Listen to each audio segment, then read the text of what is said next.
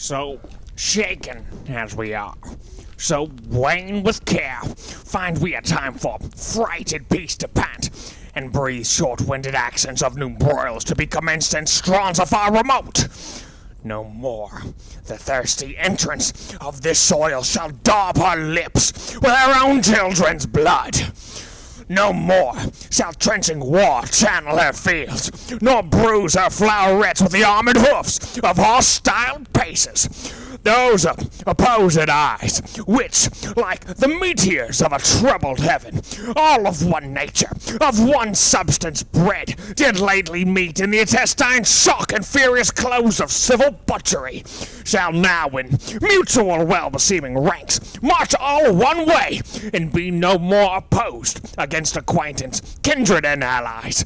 The edge of war, like an ill-sheathed knife, no more shall cut his master.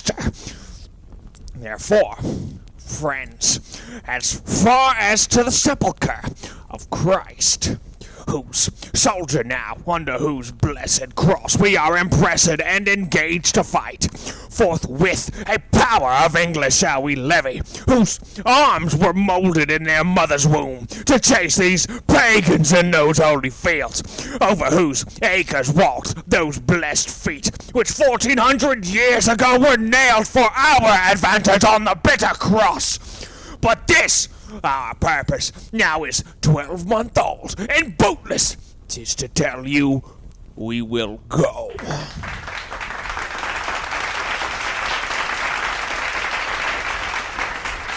Therefore, we meet not now. Then let me hear of you, my gentle cousin Westmoreland, what yesternight our council did decree in forwarding this dear expedience. My liege, this haste was hot in question, and many limit of the charge set down. But yesternight, when all athwart there came a post from Wales, loaded with heavy news, whose worse was that the noble Mortimer, leading the men of Herefordshire to fight against the irregular and wild Glendower, was by the rude hands of that Welshman taken, 1,000 of his people butchered, upon whose dead corpse there was such misuse, such beastly shameless transformation by those Welsh women done, as may not be without much shame retold or spoken of. It seems then that the tidings of this broil break off our business for the Holy Land. This, matched with other, did my gracious lord, for more uneven and unwelcome news came from the north, and thus it did import. On Holy Rood Day, the gallant Hotspur there, young Harry Percy, and brave Archibald, that ever valiant and approved Scot, at Holmton met, where they did spend a sad and bloody hour, as by discharge of their artillery, in shape of likelihood the news was told, for he that brought them, in the very heat and pride of their contention, did take horse, uncertain of the issue anyway. Here is a dear and true industrious friend, Sir Walter Blunt, new lighted from his horse, stained with the variation of each soil betwixt that Holmden and this seat of ours, and he hath brought us smooth and welcome news. The Earl of Douglas is discomfited! 10,000 bold Scots, 22 knights, balked in their own blood did Sir Walter see, on Holmesden's plains of prisoners. Hotspur took Mordache, Earl of Fife, an eldest son to beat in Douglas, and the Earl of Athol, of Murray, Angus, and Menteith. And is not this an honourable spoil, a gallant prize? Ah, cousin, is it not? In faith, it is a conquest for a prince to boast of. Yeah, that makes me sad. Makes me sin and envy that my Lord Northumberland should be the father to so bless a son who is the theme of honour's tongue, amongst a grove, the very straightest plant, whose sweet fortune's minion in her pride, whilst I, by looking on the praise of him, see riot and dishonour stain the brow of my young Harry. Oh, that it could be proved that some night-tripping fairy had exchanged in cradle clothes our children where they lay, and called mine Percy his Plantagenet. Then would I have his Harry, and he mine. But let him from my thoughts. What think you, Cos, of this young Percy's pride? These prisoners which he in this adventure hath surprised, to his own use he keeps, and sends me word I shall have none but Mordache, Earl of Fife. This is his uncle's teaching. This is Worcester, malevolent to you in all aspects, which makes him prune himself and bristle up the crest of youth against your dignity. But I have sent for him to answer this. And for this cause awhile, we must neglect our holy purpose to Jerusalem. Cousin, on Wednesday next, our council we will hold at Windsor. So inform the lords, but come yourself with speed to us again, for more is to be said and to be done than out of anger can be uttered. I will, my liege.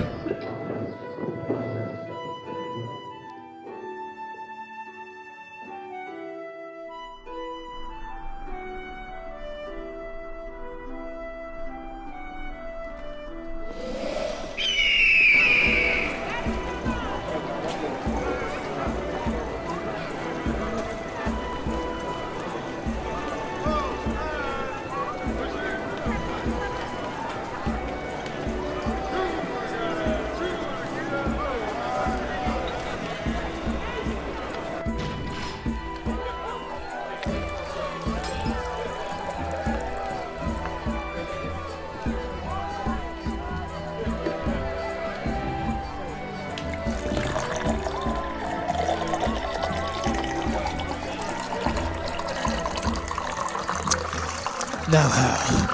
What time of day is it, lad? Thou art so fat-witted with drinking of old sack, and unbuttoning thee after supper, and sleeping upon benches after noon, that thou hast forgotten to demand that truly which thou wouldest truly know?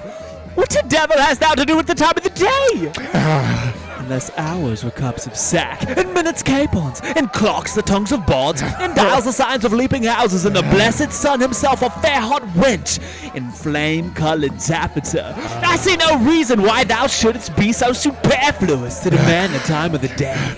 Indeed, you come near me now, Hal. For we that take purses go by the moon and the 7 stars, and not by Phoebus, he that wandering knight so fair. And I prithee, sweet wag, when thou art a king, as God save thy grace, majesty, I should say, for grace thou wilt have none. What? None? No, by my troth, not so much as will serve to be prologue to an egg and butter. Well, how then?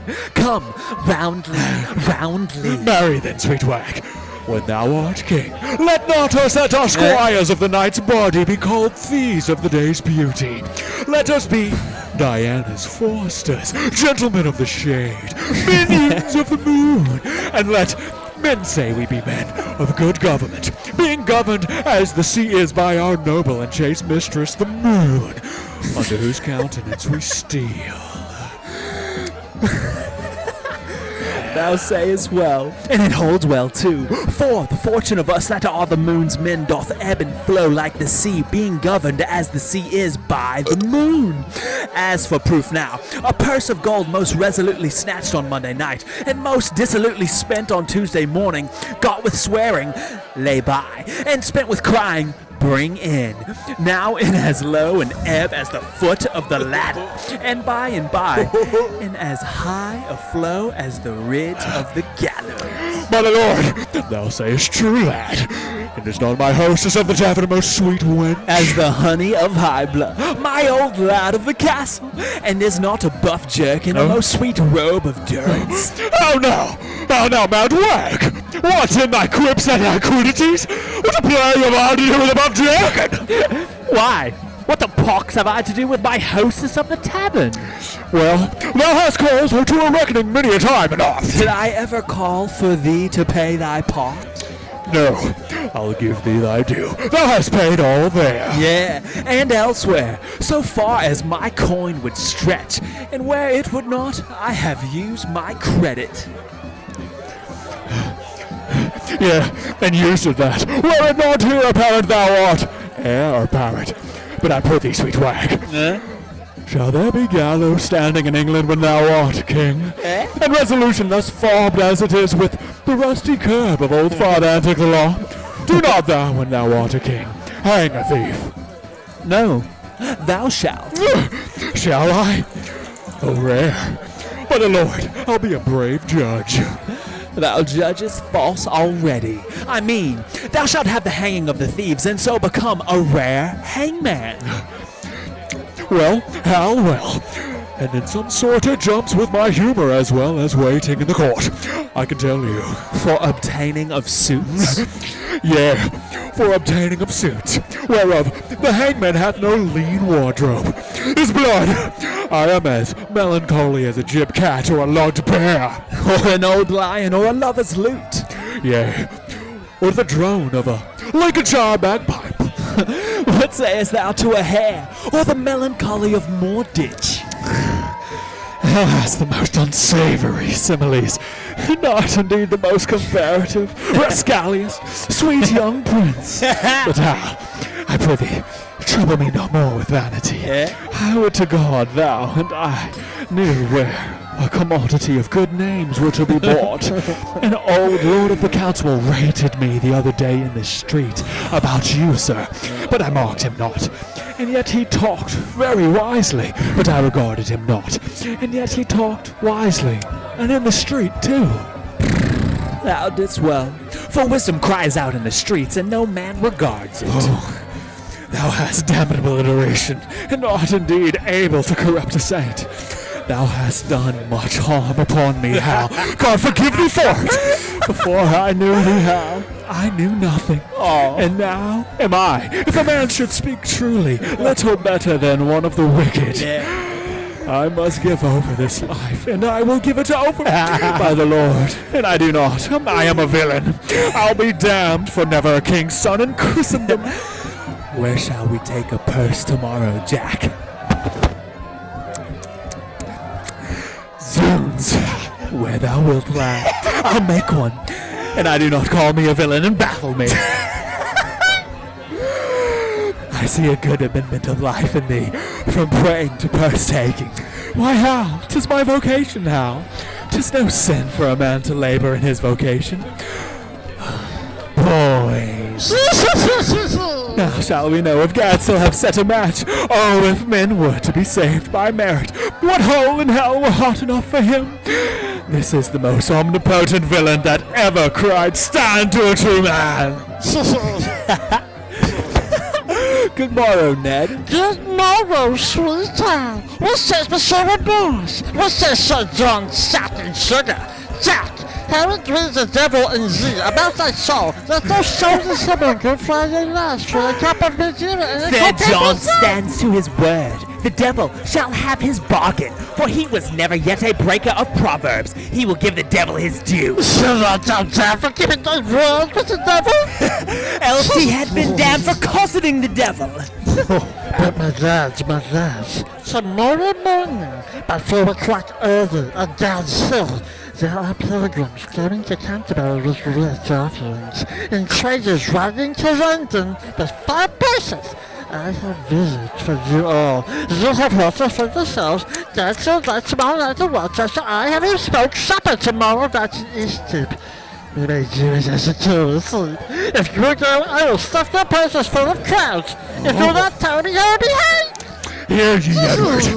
If I tarry at home and go not, I'll hang you for going. You will. Chops. Now, wilt thou make one? Who, I a rob, I a thief? Not I, by my faith. There's neither honesty, manhood, nor good fellowship in thee. Nor thou canst not of the blood royal if thou darest not stand for 2 shillings. Well, then, once in my days, I'll be a madcap. Ah, that's well said. Well, come what will, I'll tarry at home. By the Lord, I'll be a traitor than when thou art king. I care not. Sir John, I pray thee, leave the prince and me alone. I will write him down such reasons for this adventure that he shall do. Well, God give you the spirit of persuasion, and him the ears of profiting. What thou speakest may move, and what he hears may be believed, that the true prince may for recreation's sake prove a false thief, for the poor abuses of the time want countenance. Farewell, you shall find me in East Cheap. Farewell, thou latter spring, farewell. All hallowed summer.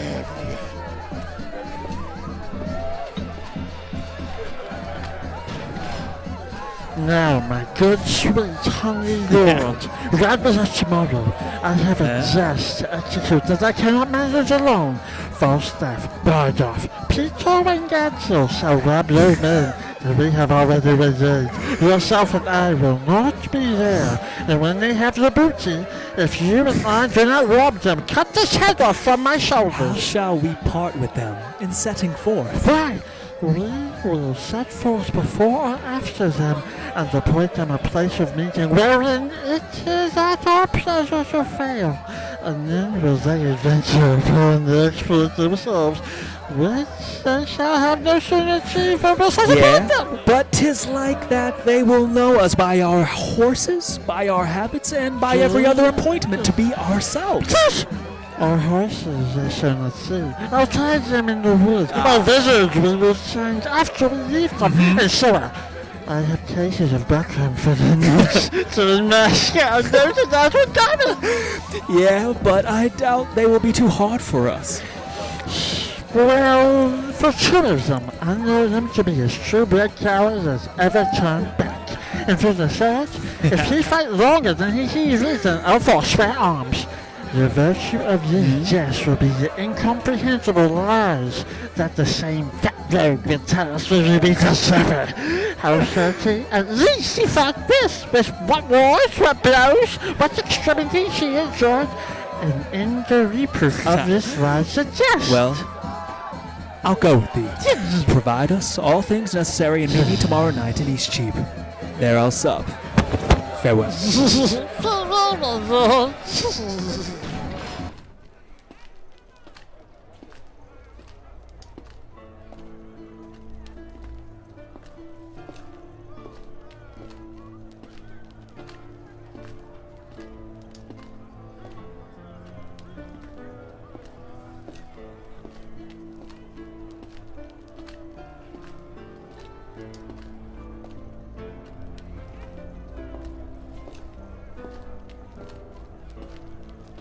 I know you all, and will a while uphold the unyoked humor of your idleness.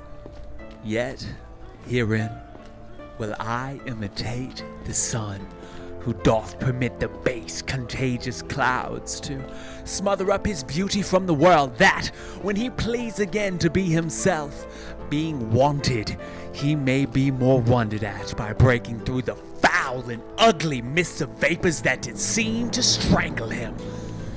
If all the year were playing holidays, to sport would be as tedious as to work. But when they seldom come, they wish for come, and nothing pleaseth but rare accidents. So when this loose behavior I throw off, and pay the debt I never promised, said, by how much better than my word I am, by so much shall I falsify men's hopes, and like bright metal on a sullen ground, my reformation, glittering all my faults, shall show more goodly and attract more eyes than that which hath no foil to set it off. I'll so offend to make offences skill, redeeming time when men think least. I will.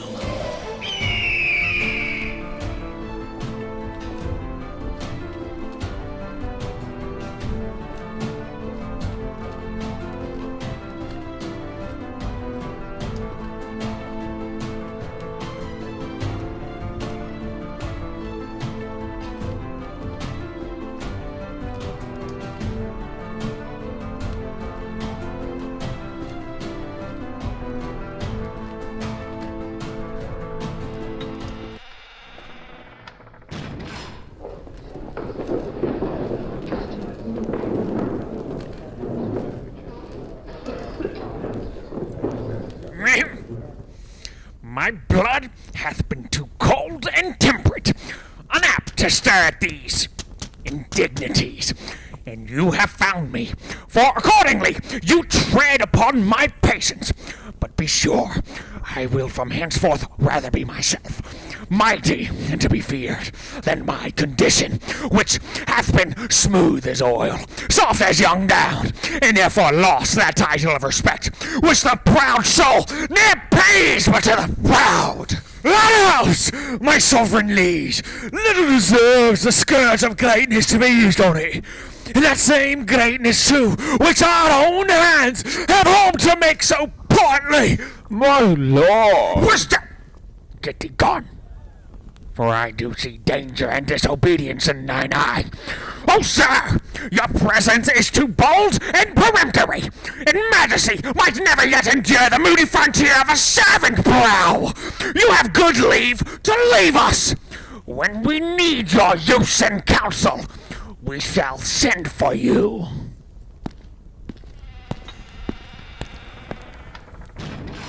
You were about to speak. Yea, my good lord, those prisoners in your highness' name demanded, which Harry Percy here at Holmdon took, were, as he says, not with such strength denied as is delivered to your majesty. Either envy, therefore, or misprision is guilty of this fault, and not my son. My liege, I did deny no prisoners! But I remember, when the fight was done, when I was dry with rage and extreme toil, breathless and faint, leaning upon my sword, came there a certain lord, neat and trimly dressed, fresh as a bridegroom, and his chin new reaped showed like a stubble-land at harvest home. He was perfumed like a milliner, and twixt his finger and his thumb he held a pouched box, which ever and anon he gave his nose and took it away again. Who, therewith angry, when the next came there, took it in snuff, and still he smiled and talked. And as the soldiers bore dead bodies by, he called them untaught knaves, unmannerly to bring a slovenly unhandsome cause betwixt the wind and his nobility. With many holiday and lady terms, he questioned me, amongst the rest demanded my prisoners in your majesty's behalf. I then, smarting with my wounds being cold, to be so pestered with a popinjay, out of my grief and my impatience, answered neglectingly, I know not what he should or he should not, for he made me mad to see him shine so brisk and smell so sweet, and talk so like a waiting gentlewoman of guns and drums and wounds, God save the mark, and telling me the sovereignest thing on earth was pugnacity for an inward bruise, and that it was a great pity, so it was, this villainous saltpeter should be digged out of the bowels of the harmless earth, which many a good tall fellow had destroyed so cowardly. But for these vile guns, he would himself have been a soldier. This bald, unjointed chat of his, my lord, I answered indirectly as I said, and I beseech you, let not his report come current for an accusation betwixt my love and your high majesty. The circumstance considered, good my lord, whate'er Lord Harry Percy then had said to such a person, and in such a place, at such a time, with all the rest retold, may reasonably die, and never rise to do him wrong, or any way impeach what then he said. So he unsay it now. Why, yet he doth deny his prisoners, but with proviso and exception, that we at our own charge shall ransom straight his brother-in-law, the foolish Mortimer, who on my soul hath wilfully betrayed the lives of those that he did lead to fight against that great magician Glendower, whose daughter, as we hear, that Earl of Mart hath lately married. Shall our coffers, then, be empty to redeem a traitor home? Shall we buy treason and indent with fears what they have lost and forfeited themselves? No, on the barren mountains let him starve, for I shall never hold that man my friend, whose tongue shall ask me for one penny cost to ransom old revolted Mortimer! Revolted Mortimer? He never did fall off, my sovereign liege, but by the chance of war, to prove that true needs no more but one tongue for all those wounds, those mouthed wounds which valiantly he took when on the gentle Severn's sedgy bank, in single opposition hand to hand, he did confound the best part of an hour in changing hardiment with great Glendower. 3 times they breathed, and 3 times did they drink upon agreement of swift Severn's flood, who then, affrighted with their bloody looks, ran fearfully among the trembling reeds, and hid his crisp head in the hollow bank. Blood-stained with these valiant combatants, never did bear in rotten policy colour her working with such deadly wounds. Nor never could the noble Mortimer receive so many, and all willingly. Then let not him be slandered with revolt. Thou dost belie him, Percy. Thou dost belie him. He never did encounter with Glendower.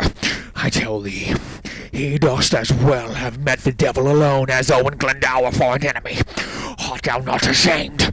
But, sirrah, henceforth, let me not hear you speak of Mortimer. Send me your prisoners with the speediest means, or you shall hear in such a kind from me as will displease you. My Lord Northumberland, we license your departure with your son. Send us your prisoners, or you will hear of it!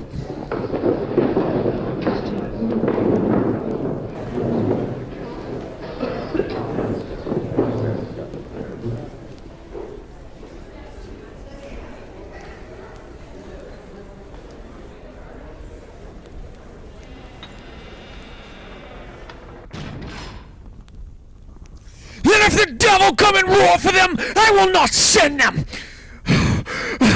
I will have to straighten tell him so, for I will ease my heart, albeit I make a hazard of my head. What? Drunk with choler? Stay and pause a while. Here comes your uncle. Speak of Mortimer, Zoons, I will speak of him, and let my soul want mercy if I do not join with him. Yeah, on his part I'll empty all these veins, and shed my dear blood drop by drop in the dust. But I will lift the downtrodden Mortimer as high in the air as this unthankful king, as this ingrate and cankered Bolingbroke. Brother, the king hath made your nephew mad. Who shook this heat up after I was gone? He will forsooth have all my prisoners. And when I urge the ransom once again of my wife's brother, then his cheek looked pale, and on my face he turned an eye of death, trembling even at that name of Mortimer. I cannot blame him.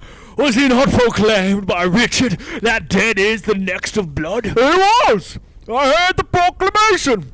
And then it was when the unhappy king, whose wrongs and as God pardon, did set forth upon his Irish expedition, from whence he intercepted and returned to be deposed and shortly murdered. And for whose death we in the world's wide mouth live scandalized and foul spoken of. I pray you, did King Richard then proclaim my brother Edmund Mortimer heir to the crown? He did. Myself did hear it. Nay then, I cannot blame his cousin king that wished him on the barren mountain starve. But shall it be that you that set the crown upon the head of this forgetful man, and for his sake wear the detested blot of murderous subordination? Shall it be that you a world of curses undergo, being the agents or base second means? Accords the latter, or the hangman rather.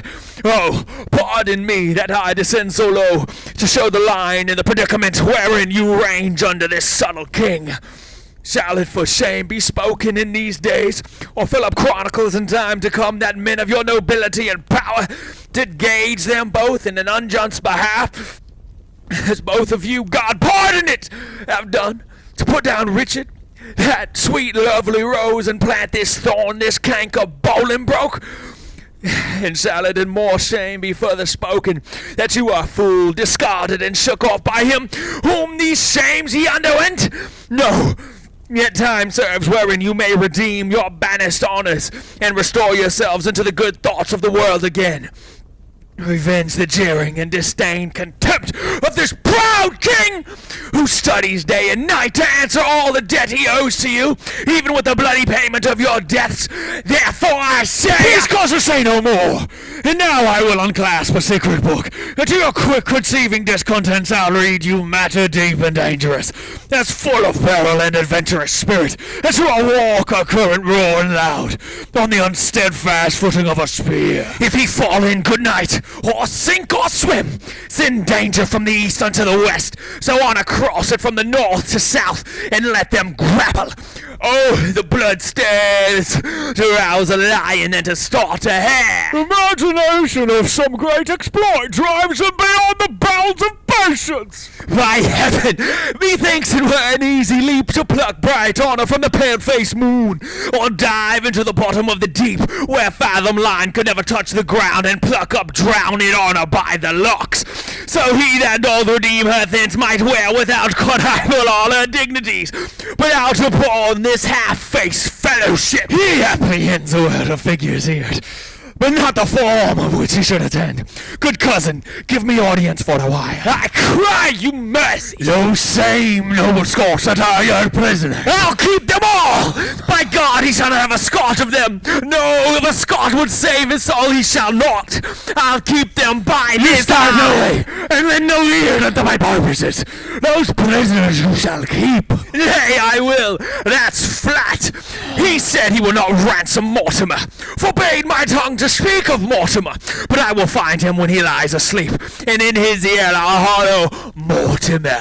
Nay, I'll have a starling shall be taught to speak nothing but Mortimer, and give it him to keep his anger still in motion. Hear you, cousin, a word. Our studies here I solemnly defy, save how to gall and pinch this Bolingbroke, and that same sword in Buckler, Prince of Wales. But that I think his father loves him not, and would be glad he met with some mischance. I would have him poisoned with a pot of ale.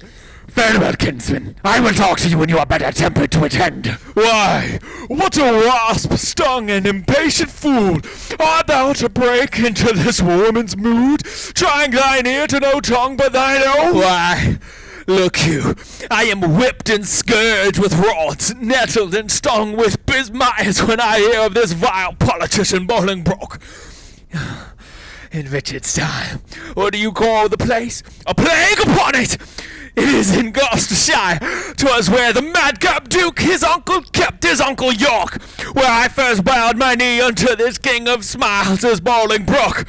His blood! When you and he came back from Ravensburg at Berkeley Castle. You say true. Why, what a candy deal of courtesy this fawn and greyhound did proffer me.